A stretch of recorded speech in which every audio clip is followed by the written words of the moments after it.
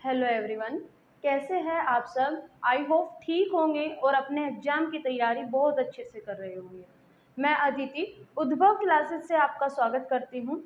आज का जो हमारा टॉपिक है, हम लोग हिंदी कर रहे हैं और हिंदी में भी हम लोग ट्रिकी हिंदी कर रहे हैं। उसी हिंदी को आगे बढ़ाते हुए आज हम अपना एक और नया टॉपिक स्टार्ट करेंगे, समास।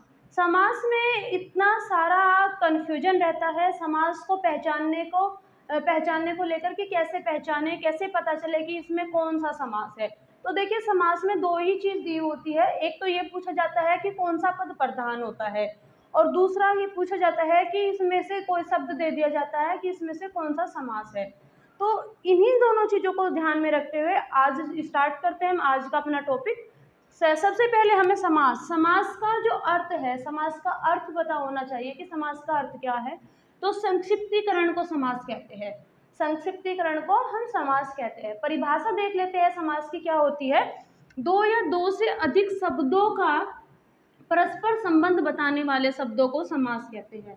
फिर समास में दो शब्द भी हो सकते हैं और दो से अधिक शब्द भी हो सकते हैं। फिर दो या दो से अधिक शब्द जो किसी पर आपस में संबंध बताते हैं, उन शब्दों को हम समास कहते हैं। समास का विलोम शब्द बार बार पूछा जाता है, तो समास का विलोम शब्द है व्यास। समास का उल्टा शब्द क्या है? व्यास। समास के प्रकार, समास 6 प्रकार के आपके समास होते हैं। कौन कौन से होते हैं आपके? द्वंद्व समास, द्विगु समास, बहुब्रीहि समास, अवयवी समास, तत्पुरुष समास और कर्मधारय समास। ये 6 प्रकार के आपके समास होते हैं।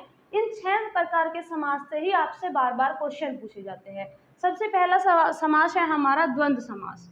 द्वंद्व समास वह समास या जिस समास में पूर्व पद और उत्तर पद दोनों प्रधान होंगे। मतलब पूर्व पद और उत्तर पद, मतलब पहले वाला शब्द भी और लास्ट वाला शब्द, इन्हें पद बोले जाता है, पूर्व पद और उत्तर पद। तो ये दोनों पद, पहले वाला भी और दूसरे वाला भी, दोनों शब्द प्रधान होंगे, दोनों का अपना अपना अर्थ होगा। उस समास को हम क्या कहेंगे? द्वंद्व समास कहेंगे। जैसे ये शब्द क्या, और दूसरी बात, खास बात क्या है कि ये शब्द एक दूसरे के विपरीत होते हैं। दूसरी खास बात ये है कि ये शब्द एक दूसरे के विपरीत होते हैं। जैसे माता पिता, माता अलग शब्द है, पिता अलग शब्द है, दोनों प्रधान है। सुख और दुख, दिनों रात, दिन और रात। तो इसकी ट्रिक देख लेते हैं कि ट्रिक क्या होती है इसकी। तो जो ट्रिक है इसकी, यहाँ मैं लिख देती हूँ ट्रिक, कि इनमें क्या होगा। एक तो आएगा इसमें योजक चिन्ह, योजक चिन्ह इसको बोलते हैं, योजक चिन्ह। योजक चिन्ह आएगा और बीच में एक और आएगा और। जहां भी आपको किसी भी समास में आपको ये योजक चिन्ह या और दिखाई दे, तो वहां आप आंख बंद करके द्वंद्व समास लगा देना।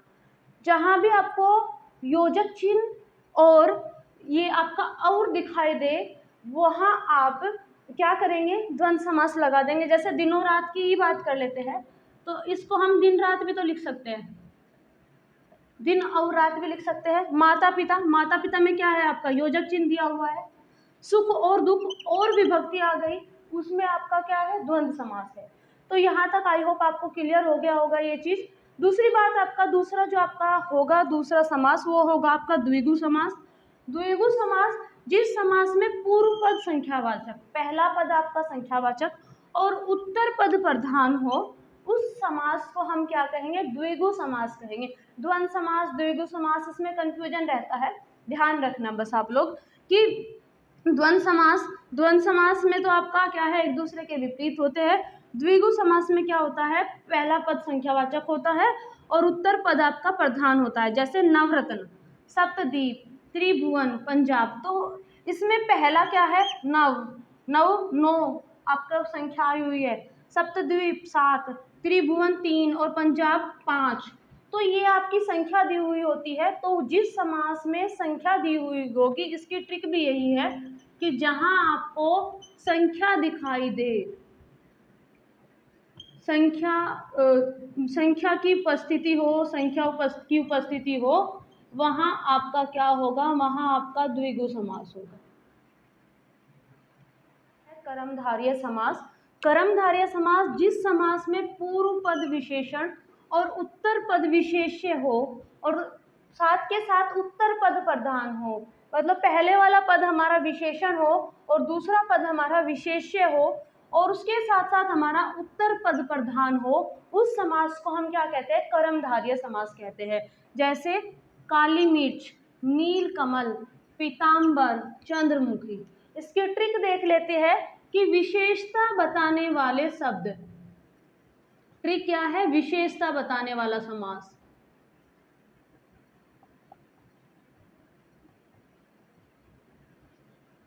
ठीक है, विशेषता बताने वाला समास। कैसे? देखिए, आप लोग देखें यहाँ पे विशेषता कैसे बता रहा है। काली मिर्च, मिर्च कैसी है? काली, तो मिर्च की विशेषता बताई जा रही है कि काली है। नील कमल, कमल कैसा है? नीला। पीताम्बर, अंबर कैसा है? वस्त्र कैसा है? पीत, पीला। चंद्रमुखी, मुख कैसा है? चंद्रमा के समान। तो यहाँ पे जितने भी समास दिए हुए हैं वहां पे क्या बताई गई है? विशेषता बताई गई है। तो विशेषता बताने वाले शब्द या समास जो होंगे उसमें आंख बंद करके आप लोग लगा देंगे कर्मधारय समास। इसके और भी बहुत सारे उदाहरण हैं, जैसे महात्मा, महान है जो आत्मा, महारानी, महान है जो रानी। तो ये चीज आप लोग ध्यान रखेंगे। उसके साथ बाद देख लेते हैं हम अवयवी भाव समास। अवयवी भाव समास में क्या होता है? जिसमें पूर्व पद अव्यय हो और पूर्व पद प्रधान हो। पहला पद अव्यय होगा और उसके साथ साथ पहला पद क्या होगा? प्रधान भी होगा। जैसे यथास्थान, आजीवन, प्रतिदिन, अनुसार। इसकी ट्रिक देख लेते हैं। ट्रिक क्या होगी इसमें कि उपसर्ग लगा होगा। इसमें जहां भी आपको उपसर्ग लगा हुआ होगा वहां पे आपका क्या होगा? वहां पे आपका अवयवी भाव समास होगा। देखिए, जैसे यथा, यथा क्या है आपका? उपसर्ग। आ, प्रति, अनु। एक और चीज आप लोग ध्यान रख सकते हैं कि जहां भी पहले यथा आया हुआ हो, जहां प्रति आया हुआ हो, जहां अनु आया हुआ हो, जहां पे आपका आ आया हुआ हो, जहां आपका ए आया हुआ हो, जितने भी आपके उपसर्ग शब्द है, जहां भी आपको उपसर्ग शब्द का अनुभव दिखाई देगा कि यहाँ उपसर्ग लगा हुआ है, वहां पे आप लोग आंख बंद करके लगा देंगे कि ये आपका अवयवी भाव समास है। उसके बाद आपका आता है बहुव्रीहि समास। बहुव्रीहि समास जिस समास में दोनों पदों के माध्यम से एक विशेष अर्थ का अनुभव हो। दूसरी बात, सबसे इम्पोर्टेंट है आपका बहुव्रीहि समास। यहाँ से ये क्वेश्चन बार बार पूछा जाता है कि किस समास में कोई भी पद प्रधान नहीं होता। तो बहुव्रीहि समास में कोई भी पद प्रधान नहीं होता है। ठीक है, ये चीज आप लोग ध्यान रखेंगे कि बहुव्रीहि समास में कोई भी पद प्रधान नहीं होता है। और इसमें क्या होता है कि दोनों पद मिलकर आपस में एक विशेष अर्थ प्रकट करते हैं। तीसरा एक और शब्द निकल के आता है, उस समास को हम बहुव्रीहि समास कहते हैं। जैसे दशानन, नीलकंठ, लंबोदर, गिरिधर। इसकी जो ट्रिक है, ट्रिक देख लेते हैं। इसकी भी ट्रिक होती है इसकी विशेष अर्थ बताने वाले।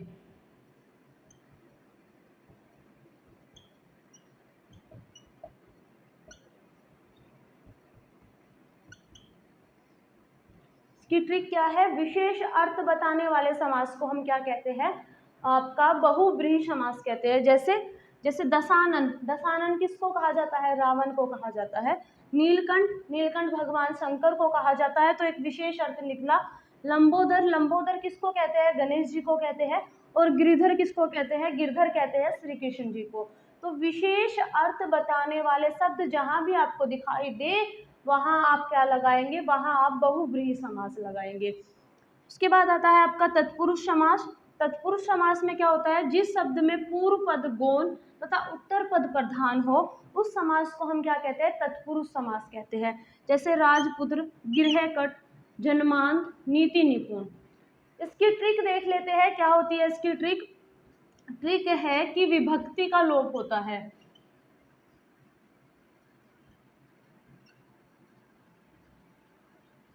इसमें क्या होता है? इसमें विभक्ति का लोप होता है। जैसे अभी आप लोग देखेंगे राजपुत्र, तो राजपुत्र राजा का पुत्र, तो इसमें का विभक्ति का लोप था। गिरहकट, गिरह को काटने वाला, तो गिरह को काटने वाला को विभक्ति का लोप हुआ। जन्मान, जन्म से अंधा, तो जिसमें क्या हुआ? से विभक्ति का। नीति निपुण, नीति में निपुण, तो इसमें में विभक्ति का लोप है। तो जहाँ भी आपको जिस भी समास में आपको ऐसा अनुभव हो, देखिए तोड़ कर देख लीजिए आप लोग शब्दों को, तो तोड़ कर देखने के बाद ही आपको पता चलेगा कि इसमें कौन सा समास है। तो जहाँ भी आपको विभक्ति का अनुभव हो वहाँ आपका होगा तत्पुरुष समास। तो फ्रेंड्स, ये थी हमारी आज की वीडियो। अगर आपको मेरी वीडियो अच्छी लगती है लाइक कर देना और चैनल को सब्सक्राइब कर देना। Thank you.